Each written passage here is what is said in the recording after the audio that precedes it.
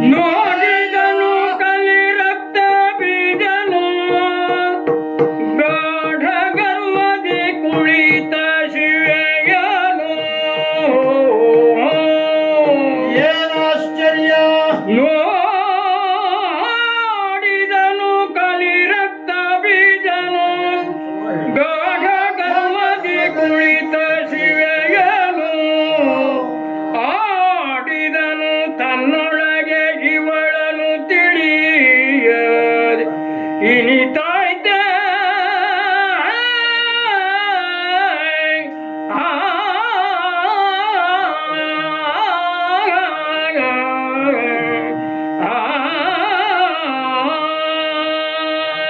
ಇಲ್ಲಿಯವರೆಗೆ ಕೋಲಾಹಲವನ್ನೇ ಹುಟ್ಟಿಸಿ ಬರುತ್ತಿರುವ, ತಾಮುಂದೆ ಎನ್ನುವುದಾಗಿ ಧಾವಿಸುತ್ತಿರುವ ನನ್ನ ಕೋಟಿ ಸಂಖ್ಯೆಯ ಸೈನ್ಯವನ್ನ ನಿಯಂತ್ರಿಸಿದ್ದೇನೆ. ದೊರೆಯ ಅಪ್ಪಣೆ ಇದೆ ಎಂದ ಕ್ಷಣದಲ್ಲಿ ಹೋಗಿ ಧುರವನ್ನೇ ಕೊಡುವುದು ಅದೊಂದು ದುಷ್ಟ ಹೇತುವೆ ಆದೀತು. ಆದ ಕಾರಣ ಇನ್ನೂ ಅವನೇ ಆಡಿದ್ದಾನೆ. ಲಾವಣ್ಯವತಿ ಇವಳು ಲೋಕ ಸುಂದರಿಯಂತೆ ನನ್ನ ಮನಸ್ಸನ್ನೇ ತನ್ನ ಕಡೆಗೆ ಸೆಳೆದು ಆ ಕಾರಣದಿಂದ ನನ್ನ ಹೃದಯದಲ್ಲಿ ಅವಳನ್ನ ಈಗಾಗಲೇ ನಾನು ಸ್ಥಾಪಿಸಿಕೊಂಡಿದ್ದೇನೆ. ಹಾಗಿದ್ದರೆ ಶುಂಭನನ್ನ ಒಬ್ಬ ಹೆಣ್ಣಿಗ ಅಂತ ಭಾವಿಸಲಾಗುತ್ತದೆಯೇ?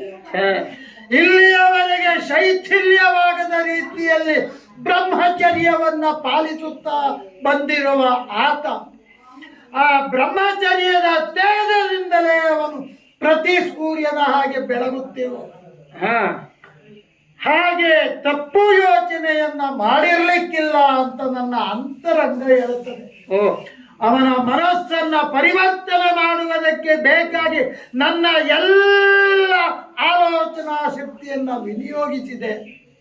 ಆದರೆ ಅವ ತನ್ನ ನಿರ್ಧಾರವನ್ನ ಪ್ರಕಟಿಸಿದ ಮರುಕ್ಷಣದಲ್ಲಿ ಅದನ್ನೇ ಆಜ್ಞೆ ಅಂತ ತಿಳಿದು ಬಂದು ಇವಳನ್ನ ಅಡಿಯಿಂದ ಮುಡಿಯವರೆಗೆ ಕಾಣ್ತಾ ಇದ್ದೇನೆ. ಅಲ್ಲ, ಮುಡಿಯಿಂದ ಒಡಿಯವರೆಗೂ ಮತ್ತೊಮ್ಮೆ ನೋಡದೆ ಮಾತ್ರವಲ್ಲ ಸುತ್ತೆಲ್ಲ ಪ್ರದಕ್ಷಿಣೆಯನ್ನ ಗೈದು ಬಂದು ಕಾಣುತ್ತಾ ಇದ್ದೇನೆ. ಆಗ ತಾನೇ ನವ ತಾರುಣ್ಯದ ಹೊಸ್ತಿಲನ್ನ ಕಳೆದು ಇನ್ನೇನು 20ರ ಹರೆಯದಲ್ಲಿ ಇರುವ ತಾರುಣ್ಯದ ತರುಣಿಮಯವಾದ ಶರೀರದ ಕಾಂತಿಯನ್ನ ತೋರಿಸುತ್ತಿದ್ದಾಳೆ ಅಂತಂದರೆ ಹೌದು, ಶುಂಭನೇನು ಈ ಕಲಿ ರಕ್ತ ಬೀಜನು ಒಂದು ಕ್ಷಣ ಹೆಜ್ಜೆ ಹಿಂದಿಡುವ ಹಾಗಾಯಿತಲ್ಲ. ಆದ್ದರಿಂದ ಏಕಾಗ್ರ ಚಿತ್ತದಿಂದ ಮತ್ತೊಮ್ಮೆ ಅವಳನ್ನ ದಿಟ್ಟಿಸಿ ನೋಡಿದಾಗ ನನಗೆ ಅನ್ನಿಸ್ತದೆ, ಮೊದಲೇ ಆಡಿದ್ದೆ ಇವಳು ತರುಣಿ ಅಲ್ಲ, ಈಗ ಸ್ಪಷ್ಟವಾಗಿ ಅನಿಸುತ್ತಿದೆ.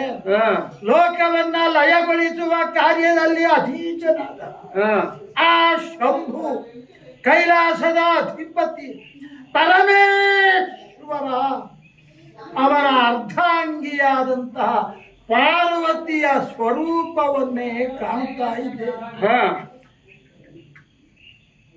ದ್ವಿಭುಜ ಧಾರಿಣಿಯಾಗಿ ಇವಳು ಕಂಗೊಳಿಸುತ್ತಿದ್ದರೂ ಸಹ ಇವಳ ಇಡೀ ಮೈ ತುಂಬ ದೇವತಾ ಶಕ್ತಿ ಸಂಪನ್ನವಾದ ಆಯುಧಗಳನ್ನೇ ಕಾಣುತ್ತಿರುವಾಗ ಹೌದು, ಶಿವನ ಕೈಯಲ್ಲಿ ಭೂಷಣವಾದ ತ್ರಿಶೂಲ ಒಂದು ಕಡೆಯಲ್ಲಿ ಕಾಣುತ್ತೇನೆ.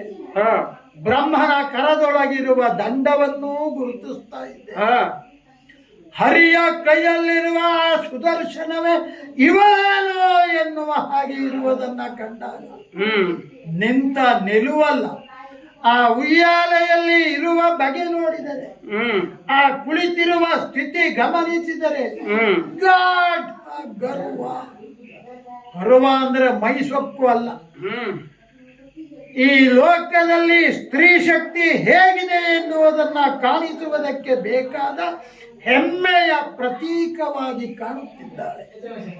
ಅಂಥವಳೇ ಈ ಕದಂಬವನಕ್ಕೆ ಬಂದ. ಕದಂಬವನ ನಮಗೆ ದೂರ ಅಲ್ಲ, ಶೋಣಿತಕ್ಕೆ ಸಮೀಪವಾದ ಕಾರಣ ಕೇವಲ ಅಳಿದು ಹೋದವರ ಅಲ್ಲ, ಯಾರೂ ಉಳಿಯಲಿಕ್ಕಿಲ್ಲ ನನಗೆ ಅನ್ನಿಸ್ತಾ ಇದೆ. ಆ ಕಾರಣದಿಂದ ಇವಳನ್ನ ಕಾಣುತ್ತಿದ್ದರೆ ಮಾಡಲೇನ ಕಟ ಕಟ ಚಾಡಲೇನ ಕಟ ಕಟ ಶುಂಭನ ಕೂಡೆ ಭಾಷೆಯ ನೆರೆದು ಬಂದಿಗೆ ಶುಂಭನ ಕೂಡೆ ಭಾಷೆಯ ನೆರೆದು ಬಂದಿದೆ ಕೇಡು ಇವಳೆಂಬದ್ಧವಾದರು ಬಂದಿದೆ ಕೇಡು ಇವಳೆಂಬದ್ಧವಾದರು ನುಡಿದ ಪೆನೆನುತ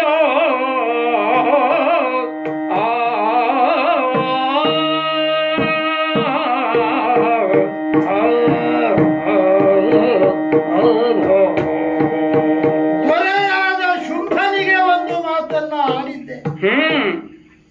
ಆವಾಗ ಅದು ನನ್ನ ವಿವೇಕದ ಮಿತಿಯನ್ನ ಮೀರಿದ್ದು ಅಂತ ಅವ ಭಾವಿಸಿದ್ದ.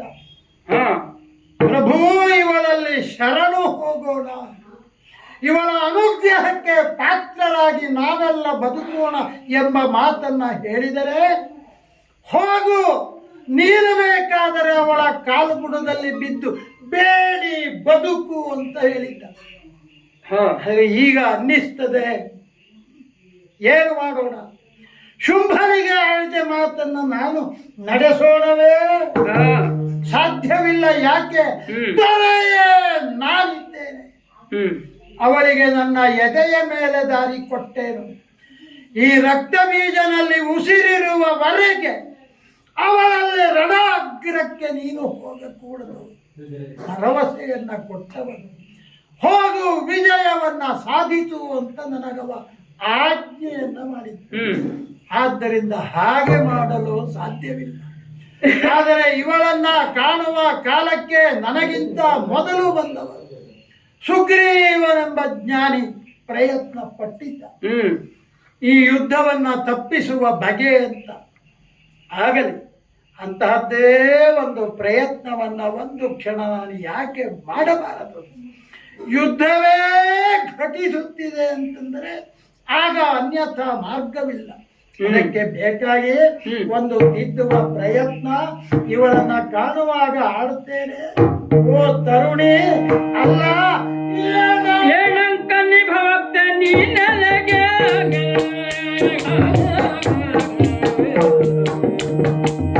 ಏನಂಕ ನಿಭವತ್ತ ನೀನಗೆ ಶುಂಭದಾನವ ಬಯಸಿದರೆ ಶುಂಭದಾನವ ಬಯಸಿದರೆ ಸಾನೂರಗದಿ ವರಿಸದೆ ಶೌರ್ಯದಿಂದಲೇ ಚೂಣಿಯ ಬಯಸಿದರೆ ಸಾನೂರಗದಿ ವರಿಸದೆ ಶೌರ್ಯದಿಂದಲೇ ಚೂಣಿಯ ಬಯಸಿದರೆ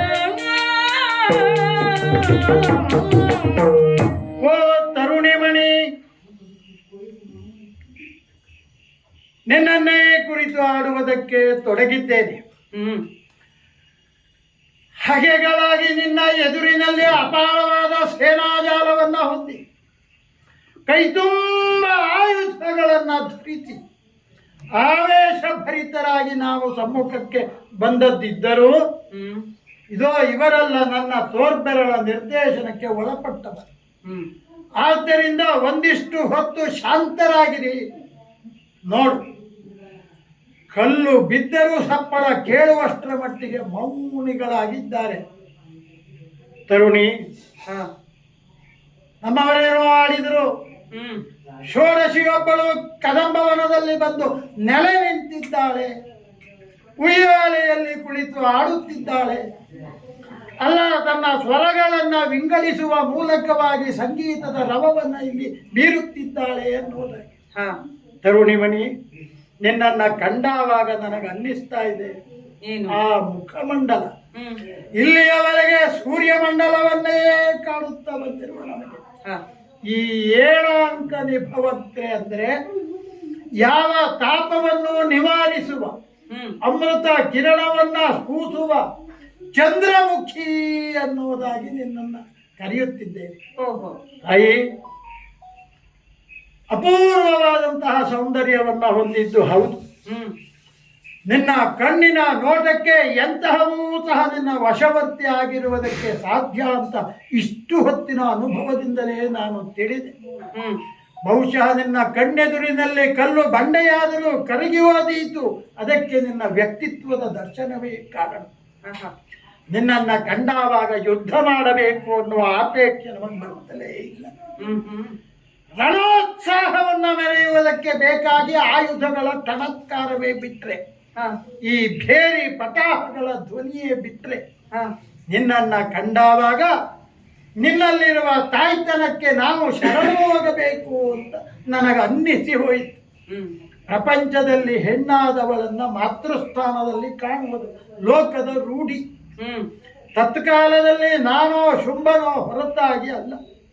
ಆದರೆ ನಿನ್ನ ಮಾತೃತ್ವವನ್ನ ಕಾಣುವುದು ಎಲ್ಲಿ? ನೀನು ಈ ಕದಂಬವನದಲ್ಲಿ ಏಕಾಂಗಿಯಾಗಿ ಕುಳಿತು ಜೋಕಾಲಿಯಲ್ಲಿ ಆಟವನ್ನ ಆಡುತ್ತಾ ಸಂಗೀತ ಹಾಡುವುದರಿಂದ ಅಲ್ಲ. 3 ಲೋಕದ ನಿಧಿಯನ್ನ ಶೋಣಿತಾಪುರದಲ್ಲಿಯೇ ಸ್ಥಾಪಿಸುವ ಮೂಲಕವಾಗಿ ಆ ಸುಧರ್ಮದ ಅಮರೇಂದ್ರ ಸಿಂಹಾಸನ ಬೇರೆ ಅಲ್ಲ, ಈ ಶೋಣಿತಾಪುರದ ಸಿಂಹಾಸನ ಬೇರೆ ಅಲ್ಲ ಎಂಬ ರೀತಿಯಲ್ಲಿ ಬೆಳೆಸಿ ನಿಂತಿರುವ ಶುಂಭ ದೊರೆ, ನೀನು ಈ ವನಕ್ಕೆ ಆಗಮಿಸುವವರೆಗೂ ತನ್ನ ಬ್ರಹ್ಮಚರ್ಯದ ಶೈಥಿಲ್ಯದ ಕಾರಣದಿಂದ ಬೆಳಗುತ್ತಿರುವ ಸೂರ್ಯನ ಹಾಗೆ ಅವ ಸಂಭ್ರಮಿಸುತ್ತಾ ಇರುವವನು. ಅಂಥವನನ್ನ ನೀನು ವರಿಸಿದರೆ, ಅವನ ಮೂಲಕವಾಗಿ ಈ ವಂಶವಲ್ಲರಿ ಪಸರಿಸಿದರೆ, ಆವಾಗ ನಿನ್ನ ತಾಯ್ತನ ಎನ್ನುವುದು ನಮ್ಮನ್ನ ಆಕರ್ಷಣೆಗೊಂಡಿದ್ದಿತ್ತಲ್ಲ. ಈ ತರುಣಿಯ ತೇಜ ಅನ್ನುವುದು ಏನಿತ್ತಲ್ಲ, ಆ ತರುಣನ ಜೊತೆಯಲ್ಲಿ ಇರುವಾಗ ಆ ಸಂಭ್ರಮಿಸುವ ಆನಂದದ ಕಲ್ಪನೆ ನಮಗುಂಟು. ಆದ್ದರಿಂದ ನೀನೇನೋ ಅವ ಕೇಳಿದಾಗ ಹೇಳಿದೆಯಂತೆ, ಇದೋ ನಾನು ಆಯುಧ ಪಾಣಿಯಾಗಿ ಬಿಲ್ಲು ಬಾಣಗಳನ್ನ ಧರಿಸಿದ್ದೇನೆ, ನನ್ನ ಜೊತೆಯಲ್ಲಿ ಅಂಬನ್ನ ಎಸೆದು ನನ್ನ ಬಿಲ್ಲನ್ನ ತುಂಡರಿಸಿದವನನ್ನ ನಾನು ವರಿಸುತ್ತೇನೆ ಅಂತ. ತರುಣಿ, ಇದರಿಂದ ಏನು ಸಾಧನೆ ಆಗುತ್ತದೆ? ಕೇವಲ ಹೋರಾಟವನ್ನ ಮಾಡುವ ಮೂಲಕವಾಗಿ ಅನೇಕರ ತಲೆಗಳನ್ನ ತರಿದು ರಕ್ತದ ಪ್ರವಾಹವನ್ನ ಹರಿಸಿದರೆ ಅದು ಕ್ಷೇಮವ.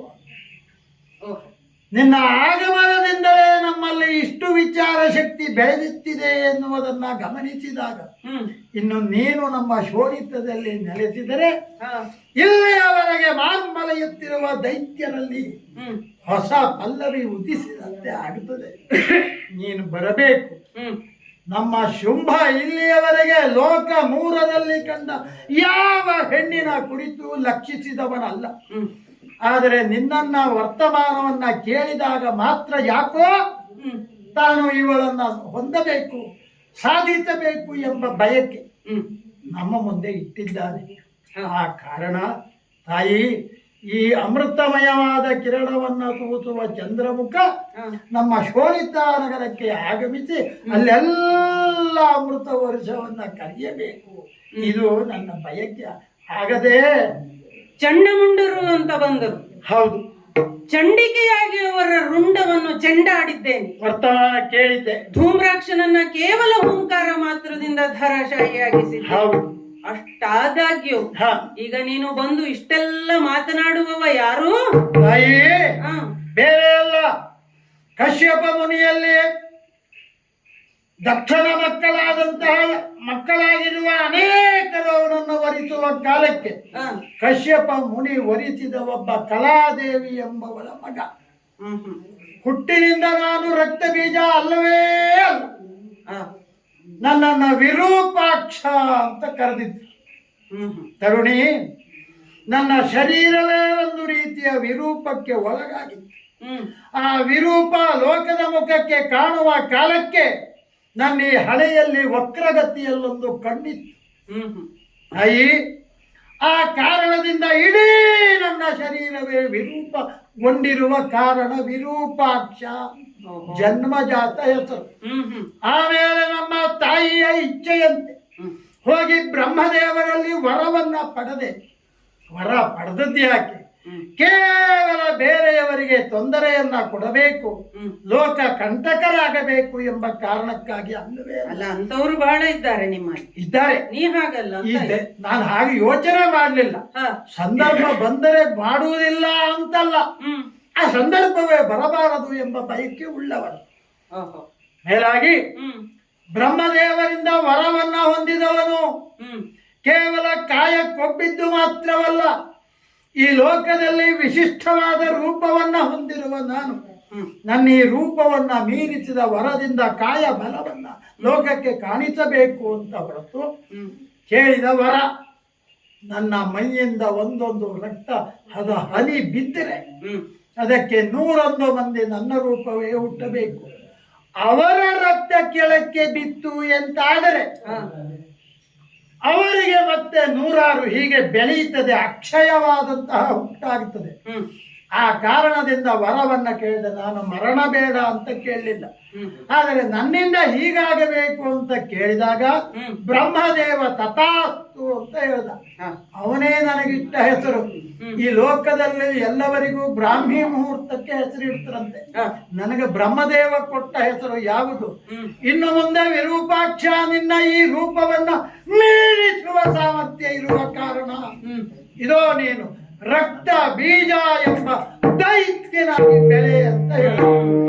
ಈ ಕಾಲದಲ್ಲಿ ನಾನು ಶೋಣಿತಾಪುರವನ್ನ ಸೇರಿ ರಾಜ್ಯನಾದಂತಹ ಶುಂಭನ ಜೊತೆಯಲ್ಲಿ ಈ ಲೋಕದಲ್ಲಿ ದೈತ್ಯ ಶಕ್ತಿ ಬೆಳೆಯುವುದಕ್ಕೆ ಕಾರಣನಾದವನು.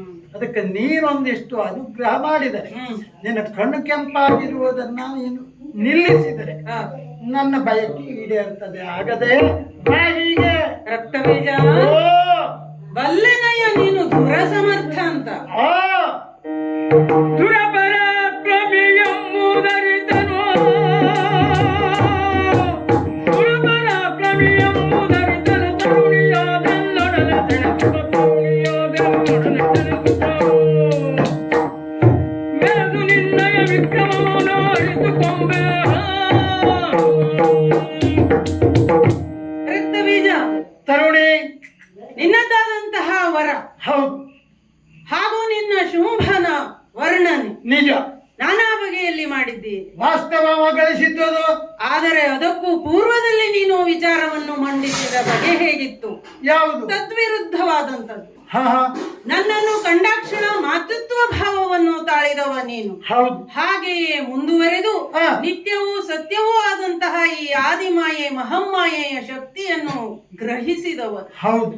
ಗ್ರಹಿಸಿ ಹಾ, ಶರಣಾಗತನಾಗುವಂತಹ ಭಾವದಲ್ಲಿ ನೀನಾಡಿದ ನುಡಿಯೇನು ದಿವ್ಯ ಪ್ರಾಜ್ಞೆ ಅಥವಾ ದಿವ್ಯ ಜ್ಞಾನವುಳ್ಳವನ ದೃಷ್ಟಿಯ ಹಾಗೆ ಹಾ, ಎಲ್ಲವನ್ನು ಆಡ್ತಾ ಆಡ್ತಾ ಆಡ್ತಾ ಹಾ, ಕೊನೆಯಲ್ಲಿ ತದ್ವಿರುದ್ಧವಾಗಿ ನಿನ್ನ ನೆಲೆಯನ್ನು ನಿಲುವನ್ನು ನೀನು ಸ್ಪಷ್ಟಪಡಿಸಿದ್ದೀಯ. ಪಡಿಸಿದ್ದೇನೆ. ಸತ್ವ ಕಾಣಿಸುವ ಮನಸ್ಸು ಮಾಡಿದ್ದೇನೆ. ಇಲ್ಲೇ ನೀನು ಎಡುವಿದ್ದಿ ಅಂತ ನಾನು ಹೇಳ್ತೇನೆ. ಹೇಗೆ?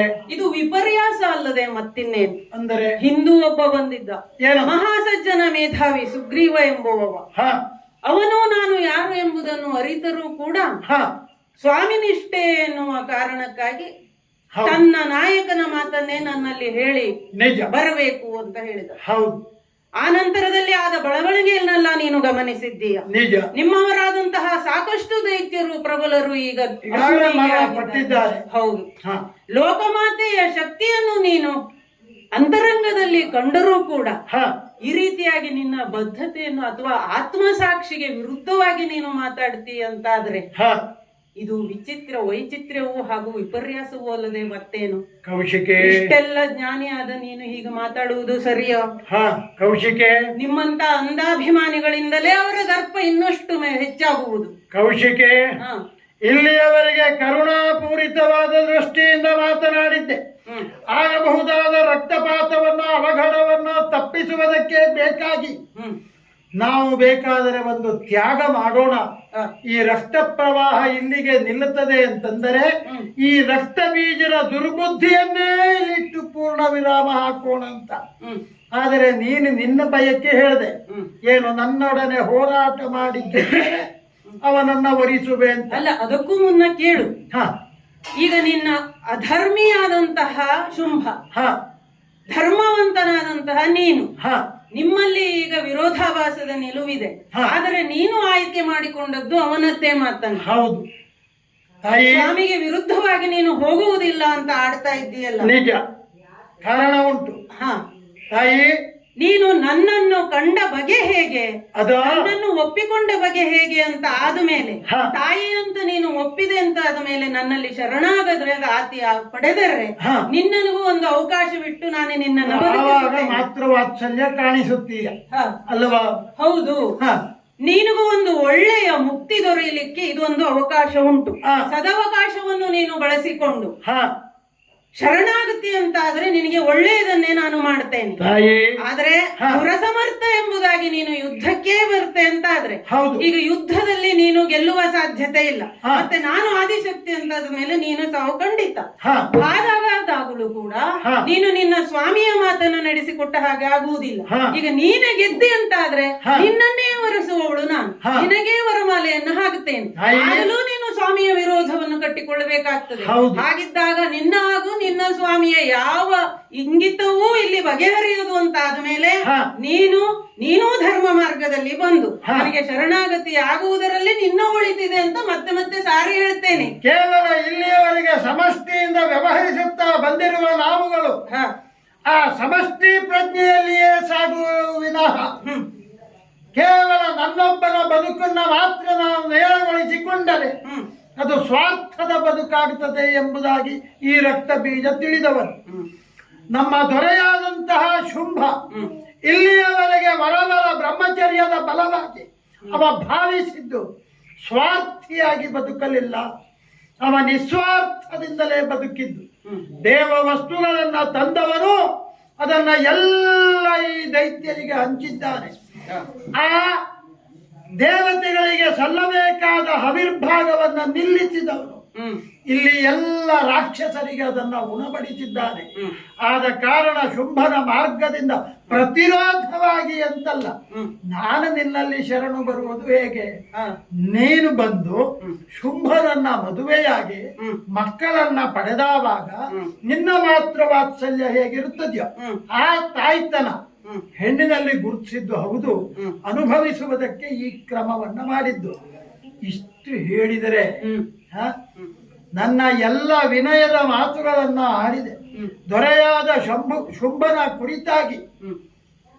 ಸಂಗತಿಯನ್ನ ಹೇಳದೆ ಅವ ಈ ಲೋಕದಲ್ಲಿ ಮಾತ್ರ ಮದುವೆಯಾದರೆ ತಾನೊಂದು ಏಕಪತ್ನಿ ವ್ರತ ಹಿಡಿತೇನೆ ಮುಂದೆ ಎನ್ನುವ ಹಾಗೆ ಹ್ಮ್. ಹೆಣ್ಣಿಗನಲ್ಲದವನ ಮನಸ್ಥಿತಿ ಹೇಳಿದೆ. ಹ್ಮ್. ಬಂದು ವರಿಸು, ಆಗ್ರಹ ಬೇಡ, ಅನುಗ್ರಹ ಆಗಲಿ ಅಂತ ಕೇಳಿದರೆ ಹ್ಮ್.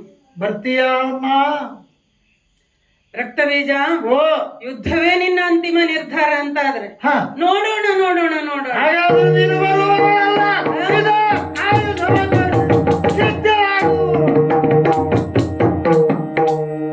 ಚಲು ಜನಲಿ ಸೆರೆಸಾಡಿ ದೇವಿಯು ತಣಿದ ಕಾರಣದಿಂದ ತನ್ನಯ ತನುವನಲುಗಿಸಲು ಸಪ್ತ ಮಾತ್ರಕ್ಕೆ ಅರುಧರಾಗದಲ್ಲಿ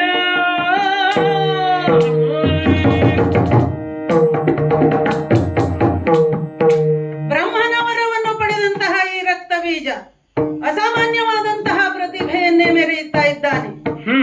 ಯುದ್ಧ ರಂಗದಲ್ಲಿ ಈ ರೀತಿಯಾಗಿ ಅವ ಮುಂದುವರೆದು ಬರುವ ಕಾಲಕ್ಕೆ ನಾನು ಸ್ವಲ್ಪ ದಣಿದಿದ್ದೇನೆ. ಚಾಮುಂಡಿಯೋ ಕಾಳಿಯೋ ಆದಂತಹ ಅವತಾರ ಇಲ್ಲಿ ಕೆಲಸವನ್ನು ಮಾಡ್ತಾ ಇಲ್ಲ, ನಿರ್ವಹಿಸ್ತಾ ಇಲ್ಲ ಅಂತ ಆದ ಕಾಲಕ್ಕೆ ಇದೋ ನನ್ನ ಶರೀರದಿಂದ ಸಪ್ತ ಮಾತೃಕೆಯರನ್ನ ಸೃಜಿಸಿದ್ದೇನಂತೆ.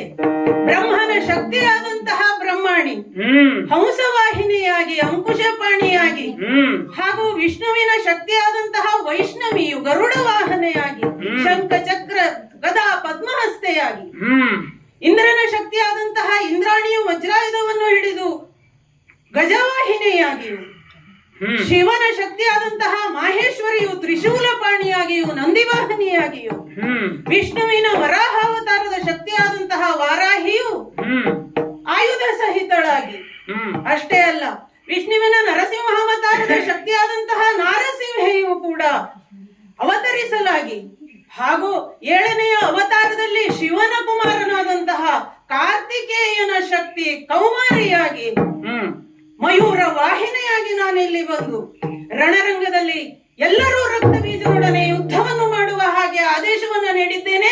ಯುದ್ಧ ಮುಂದುವರಿತಾ ಆಶ್ಚರ್ಯ ಏನಾಗುತ್ತಾ ಇದೆ ಇಲ್ಲಿ? ಇವಳನ್ನ ಒಂದಾಗಿ ಕಂಡಿರುವ ನನಗೆ ಏಳಾಗಿ ಕಂಡಿತು, 7 ಸೀಳಾಗಿ ಕಂಡಿತು. ದೃಢಚಿತ್ತನಾಗಿ ಇಲ್ಲಿ ನಿಂತು ಯುದ್ಧ ಮಾಡುವ ಕಾಲಕ್ಕೆ ನನ್ನವರೆಲ್ಲರೂ ಬೀಳ್ತಾ ಇದ್ದಾರೆ. ಏನದು ನನ್ನ ಅಡಿಯಲ್ಲಿ ಏನೋ ಒಂದು ಸಲಿಕಿದಾಯಿತು. ಮೇಲೆ ನೋಡುವುದಕ್ಕೆ ಹೊರಟರೆ ಮೇಲಿಂದಲೂ ಒಂದು ಆವರಣ. ಏನಿರಬಹುದು, ಏನೂ ಇರಲಂತೆ. ಇದೇ ನಿನ್ನ ಮುಡಿಯನ್ನ ಹಿಡಿದಿದ್ದೆ, ಏನೇನು ಉಳಿಯುತ್ತೇನೆ. ಇಂದ್ರನ ಶಕ್ತಿಯಾದಂತಹ ಇಂದ್ರಾಣಿಯ ವಜ್ರಾಯುಧದ ಘಾತಕ್ಕೆ ಒಳಗಾದಂತಹ ಈ ರಕ್ತ ಬೀಜನ ಹಣೆಯಿಂದ ರುಧಿರವು ಹೀಗೆ ಸುರಿಯುತ್ತಾ ಇರುವ ಕಾಲಕ್ಕೆ ಒಂದೊಂದು ಹನಿ ರಕ್ತವು ನೆಲವನ್ನು ಸ್ಪರ್ಶಿಸಿದ ಕ್ಷಣಕ್ಕೆ ಕೋಟಿ ಕೋಟಿ ಸಂಖ್ಯೆಯಲ್ಲಿ ರಕ್ಕಸರು ಎದ್ದು ಸಮರದಲ್ಲಿ ಮುಂದುವರೆದು ಬರ್ತಾ ಇದ್ದಾರೆ.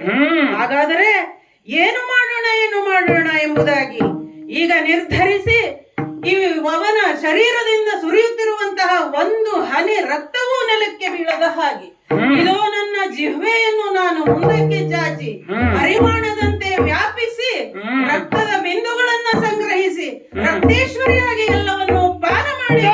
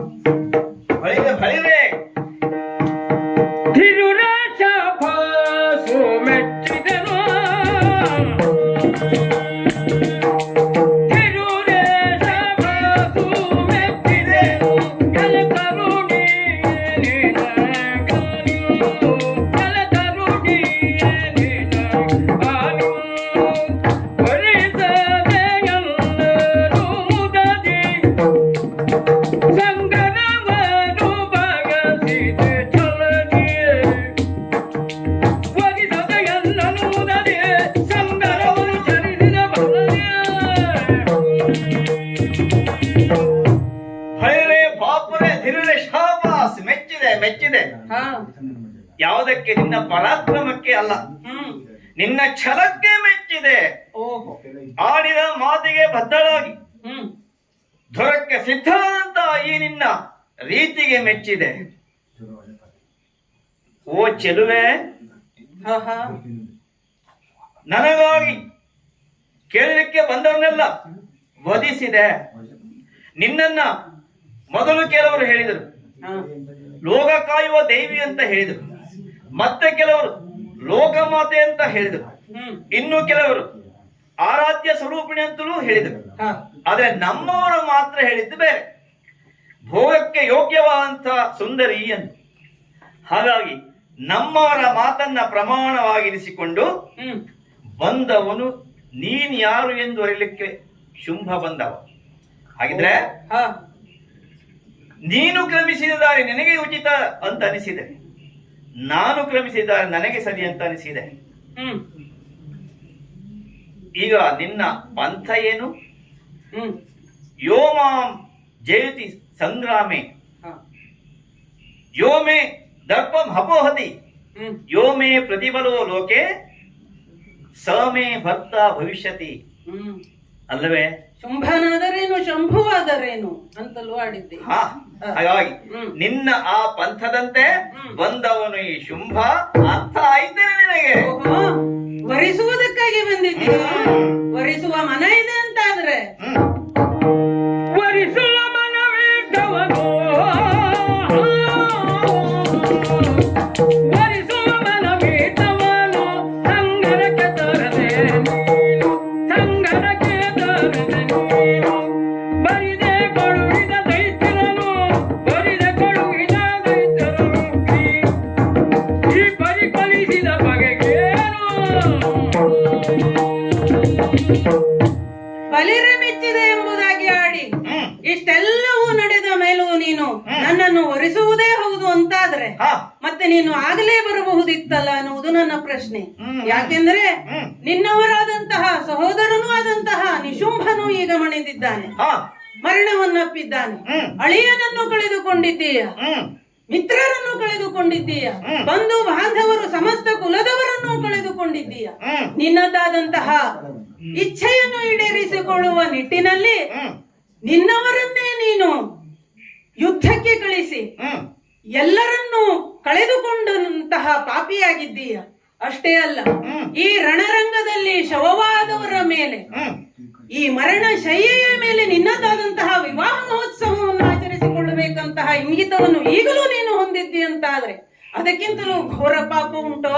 ಅಷ್ಟಕ್ಕೂ ನೀನೇ ವರಿಸುತ್ತೆ ಅಂತಾದ್ರೆ ಆಗಲೇ ನೀನೇ ಬರಬಹುದಿತ್ತು, ಯಾಕೆ ಬರಲಿಲ್ಲ? ಅದು ನನ್ನ ಪ್ರಶ್ನೆ. ನಿನ್ನವರನ್ನೆಲ್ಲ ಕಳೆದುಕೊಳ್ಳುವಂತಹ ಸ್ಥಿತಿಗೆ ಯಾಕೆ ಬಂದು ತಲುಪಿದೆ ಎನ್ನುವುದಾಗಿ. ಇದು ಪಾಪ ಅಲ್ಲವೋ? ಅಷ್ಟೆಲ್ಲ ಸಾಧನೆ ಮಾಡಿದವನು ಹೀಗ ನಡೆದುಕೊಳ್ಳುವುದು ಅತಿಯಾಗಲಿಲ್ಲವೋ? ಚೆಲುವೆ, ನಿನ್ನ ಪ್ರಶ್ನೆ ಒಂದು ರೀತಿಯಲ್ಲಿ ಅಪ್ರಸ್ತುತ ಅಂತ ನಾನು ಭಾವಿಸ್ತೇನೆ. ಯಾಕೆ? ನಿನಗಾಗಿ ಬಂದವರೆಲ್ಲ ಹೇಳಿದ್ದೇನು ನನಗಾಗಿ ಬರಬೇಕು ಎಂದು. ಹಾಗಿದ್ರೆ ಅವರೆಲ್ಲ ನನ್ನ ಆಜ್ಞೆಯನ್ನ ಪಾಲಿಸುವವರು. ಇಲ್ಲಿ ನಡೆಯುವುದೆಲ್ಲವೂ ಶುಂಭನ ನಿರ್ದೇಶನದಂತೆ. ಹಾಗಾಗಿ ನೀನು ಗೆದ್ದರೂ ಕೂಡ ನಿನ್ನನ್ನ ಅವರು ಗೆದ್ರೆ ಅವರು ನಿನ್ನನ್ನು ಮದುವೆ ಆಗುದಿಲ್ಲವಾಗಿತ್ತು. ಗೆದ್ದ ವಸ್ತು ಅವ್ರದಂತಾದ್ಮೇಲೆ ಅವರ ಹಕ್ಕು, ಅವರು ತಂದು ನನಗೆ ಒಪ್ಪಿಸ್ತಾ ಇದ್ರು. ಹಾಗಾಗಿ ನಿನ್ನ ಪ್ರಶ್ನೆಯ ಅಪ್ರಸ್ತುತ. ಈಗ ಆಗಬೇಕಾದ್ದೇನು? ಅಂತಿಮ ಘಟ್ಟಕ್ಕೆ ಬಂದದ್ದು ನಿರ್ಣಯ ಆಗಬೇಕು. ಒಂದು ನಾನು ನಿನ್ನನ್ನ ಗೆದ್ದು ನನ್ನ ರಾಣಿಯನ್ನಾಗಿ ಮಾಡಿಕೊಂಡು ಹೋಗ್ತೇನೆ. ಭ್ರಮೆಯಲ್ಲ, ವಾಸ್ತವ. ನಾನು ಯಾರೆಂದು ಅರಿತ ಮೇಲೆಯೂ ನನ್ನೊಡನೆ ನಿನ್ನ ಯುದ್ಧ ಅಂತಾದ್ರೆ ಈ ಲೋಕವನ್ನೇ ನಿಯಂತ್ರಿಸುವಂತಹ ನಿಯತಿಯೇ ನಾನಾದ ಕಾಲಕ್ಕೆ ನಿನ್ನನ್ನು ಮಣಿಸುವುದು ನನ್ನ ನಿಯತಿಯೇ ಆಗುತ್ತದೆ. ಹಾಗಾಗಿ ಈಗ ಶುಂಭವದೇ ನನ್ನ ನಿರ್ಣಾಯಕವಾದಂತಹ.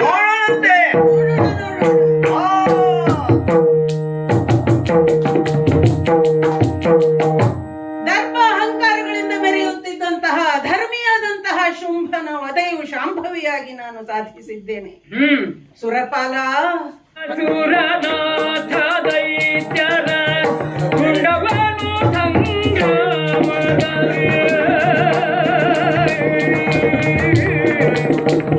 ಭೂಮಂಡಲಕ ಕೆಡವಿ ಪಗದವ ಚಂದ್ರವಾಗಿ.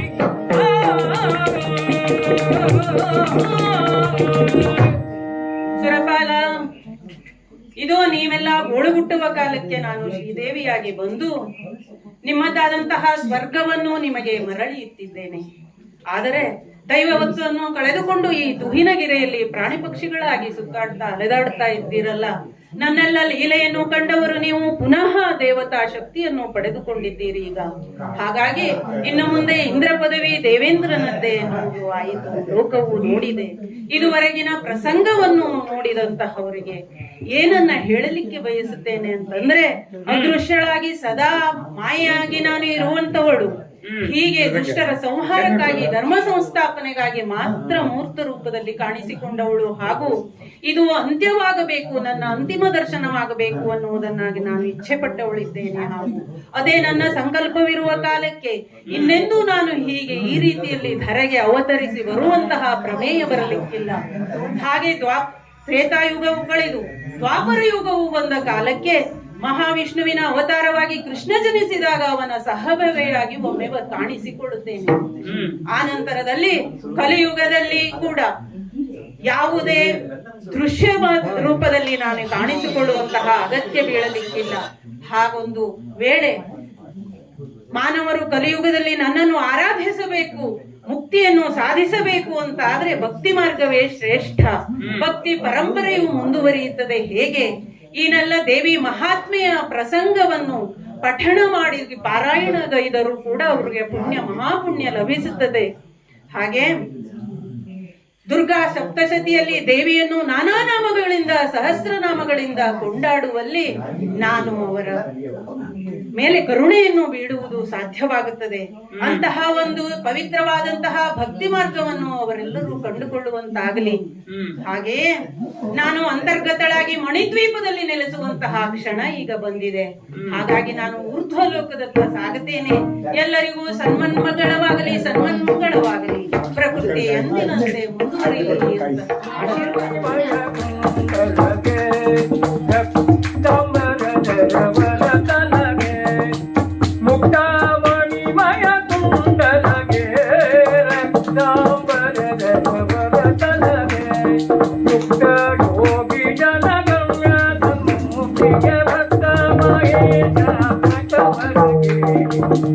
ಮಂಗಲೋ ನಿತ್ಯ ಶುಭ ಮಂಗಲೋ ಮಂಗಲೋ ಜಯ